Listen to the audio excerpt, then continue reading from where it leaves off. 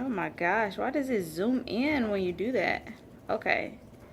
So, anyways, hi, how are you? I was in a Facebook group. It is the Pretty Geeky Beta group. Amazing, amazing group where Latoya Collins is doing some amazing, amazing teaching. And I just been, following along. And a question was asked: how do you make the transition from the corporate life to the uh, entrepreneurial life? Like, how do you go from working that 9 to 5 to now officially working for yourself? So, I'll tell a little bit about my story. First of all, a little bit about me. I was in the Army Reserves for 17 years. I graduated with my bachelor's finally in 2013. When you're in the military, it's not that easy to just go straight through school because you're, interrupted with calls to war in Afghanistan and all that stuff. I was blessed to never have gone, but called several times, which means you put your entire life on pause. You get up, you go, they say never mind, then you come back home and try to live again. So anyway, happened to me at least 6 or 7 times. But so I finally graduated with my bachelor's in 2013. I go forward to achieve my dream job. My dream job was working at State Street because it was that job, that corporate job that required a degree. Now, surely I thought, that I was supposed to work in the corporate world, that 8 to 5 for 20 years and then retire. And, the older I got, the less, recession happened and, that type of life, just living corporately and then retiring after 20 years and just living off of retirement, that those things became more and more of unrealistic. I mean, but that's the way I was raised. I was raised to believe that if you graduate high school, you go to college, you get a good job, you work that job for about 20, 25 years, and then you retire happily. But when the recession happened, I ran into so many people who said, that story was not the way it was happening. People was working for 19 years, getting laid off like one day before their 20th, so everybody knows how that story goes with the whole recession thing. So anyway, for me, I finally achieved my dream job. I'm working at State Street. The moment that I got there, I worked in the tech support department for while I was in high school, or in college rather. I'm sorry. So I'm working in the tech support while I was in college. Graduate college. Then I want to move over to the professional accounting, side. I start in the quality control department, but when I went over to State Street full time, I noticed one thing, that the buildings was beginning to look more and more desolate. So I would walk to an entire floor during like orientation, and I just noticed a lot of empty cubicles. Well, first of all, that's a clue. So, I'm definitely not naive. So, immediately I start thinking about, what the plan B is. Because, of course, if I see floors and floors and floors of just desolation, there's nobody there, I immediately start kind of asking around, is this company laying people off? Or are they still hiring? Like, what's going on here? So I finally realized that they do massive layoffs often. And so, I'm working there, quality control department, for about from August all the way to January, when I start to kind of notice that, okay, I may not make it here. So, at that point, I'm considering like starting my own business, So I'm talking to another coworker of mine, And she's like, well, what would you do if you was laid off? And I said, well, I'll probably pursue my entrepreneurial, visions. Like, I really want to own my own business. I just didn't know what. I just knew I wanted to do it. So anyway, I go forward in May, I think May. So from August, I worked there from like August all the way to May, and then they laid me off. Yes. So at that point, I was doing a lot of active duty military. I just volunteered for different gigs and things of that nature. So, yeah, that's pretty much my story. That's how I transitioned into the entrepreneurial world.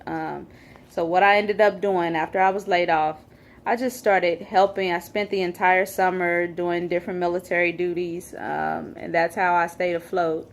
And I'm also married. So, my husband is definitely the breadwinner of my household, which is amazing. He's an amazing person.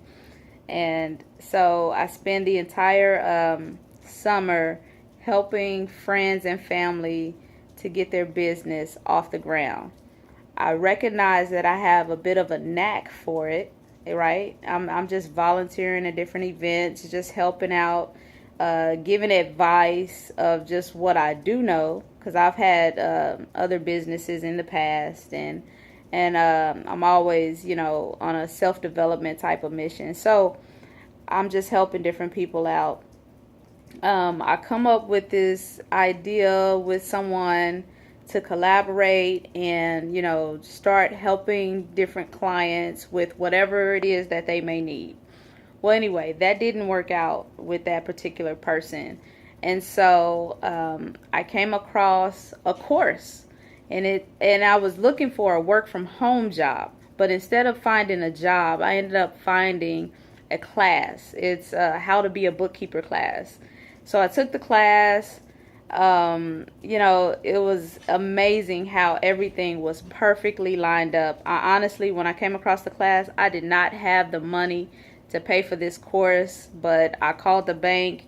They approved me for like the lowest grade credit card, and that credit card amount was like perfect just to pay for this particular class. So I used all of this credit card, paid for this class. It's all about how to do. Totally drained out all the savings starting up this business. My husband is definitely my backbone. He's definitely my support system because he allowed me, to do these things. But not only that, I'm really, really good at budgeting. So I had our finances down to a T. And, I included extracurricular activities. I mean, God blessed us so tremendously during that season, and that's pretty much like around September of 2015. So that's my story. My transition to become an entrepreneur was involuntary, but everything worked out for my good. So I kind of had an idea in mind. I had a vision, and I knew that I wanted to help people. I knew I wanted to share with people. I wanted to share my story. I wanted to just share myself and just help people. And by doing what I was already doing, I developed a skill, which is bookkeeping. Bookkeepers for Nonprofits. www.bookkeepersfornonprofits is my shameless plug, by the way. So I go off. I get certified in Xero. That's Xero. I get certified in QuickBooks. And I do exactly what the class tells me to do, and voila, I ended up getting my first client, my second client, my third client, and I've had a pretty incredible year. So once I started bookkeeping, honestly, I just never really looked back. I tried, as an entrepreneur, you go through all your ups and downs, really, of saying, forget this crap, I don't want to do it. I'm going back to get a job. And I'll tell you, I can't tell you how many interviews I've done, how many times I just start submitting my resume. If I submitted my resume right now, I know for a fact that I get like 10 phone calls before the end of the business day. I really will.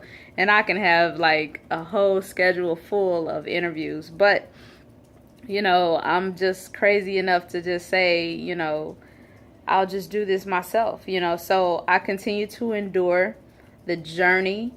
I continue to appreciate the process, because it's a process. The crazy people who decide to be entrepreneurs and decide to just stick with it, to endure through all the things you have to endure through, you know, it's definitely a process.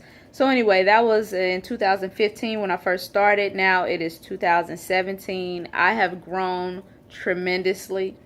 I have definitely worked on myself. I've matured as an entrepreneur, and so you know, we could say that was freshman year. We could call this junior year. You know, so yeah. So that's my journey as an entrepreneur. I'm revamping my bookkeeping business. I'm open for clients right now, and everything is just absolutely going great. And so, listen, that journey and that, you know, leaving your job, it is truly a walk of faith. It takes a lot of planning, okay, and it takes a lot of balancing. So a lot of planning, a lot of balancing. You know, it's hard. It's not hard, but it's not easy either. So you know, it takes a lot of faith. It challenges every single area of your life, spiritually, physically, mentally. It's a challenge. It definitely is. But, you know, you will definitely grow from it. You definitely have to appreciate the process, and you have to plug in with like-minded people. You have to stay positive. You got to do all the things that are recommended to you. You have to remain coachable. You have to make your vision boards. You have to write those goals down. You have to look at those goals when you don't make it, when you fail at those goals. You still have to, you know, revamp those goals. I have whiteboards all over the place. Actually, I have like 3 whiteboards in my bedroom. I also write on the mirror in my room, and I write on the bathroom mirror as well. So in my room, I look like a crazy person, but I need these words surrounding me. I have affirmations everywhere. I have positive words surrounding me. Right now, I have extra people living with me, so I can't really set up my office the way I want to. So I'm hanging out on the couch. This is my work area right here with all of my stuff. You know, this is just my adjustment, but I like to work like that. I mean, my couch is reclined, so I get to put my feet up and just, you know, zone in anyway when I'm not out and about networking and gaining more clients. So I'm Star Crawford, and that is my story and my journey to entrepreneurship.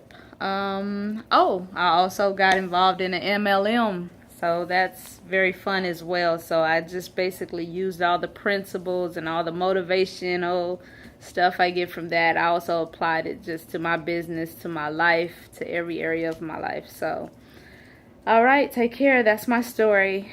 Bye.